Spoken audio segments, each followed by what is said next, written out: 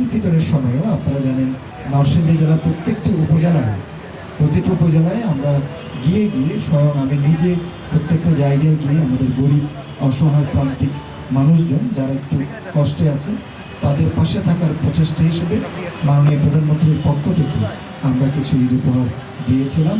এই উপহার হয়তো অনেক পর্যাপ্ত নয়, তাদের চাহিদার তুলনায় হয়তো অতটা বেশি নয়, হয়তো অপ্রতুল, তারপরেও খুব অল্পটুকু হলেও আমরা তাদের পাশে থেকে তাদের ঈদ উদযাপনে যদি আমরা কিছুটা আনন্দ নিয়ে আসতে পারি, এই মহৎ উদ্দেশ্যকে সামনে রেখে ঈদ উল ফিতরের সময় আমরা সেই কর্মসূচি নিয়েছিলাম নরসিংদী জেলার প্রত্যেকটি উপজেলায়।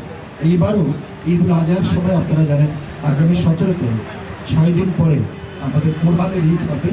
যারা কোরবানি দিতে পারছেন না তারা যেন একটু কিছুটা সুযোগ, কিছুটা সুবিধা পায়, পরিবার পরিজন নিয়ে যেন একটু অল্প ঈদ উদযাপন করতে পারে, সেই লক্ষ্যকে সামনে রেখে আমরা প্রত্যেকজনকে 10 কেজি চাল, 1 কেজি ডাল, 2 কেজি তেল, পেঁয়াজ, আলু সহ বেশ কয়েকটি পণ্যের আমরা একটা প্যাকেট করে আমরা আপনাদের হাতে তুলে দিচ্ছি।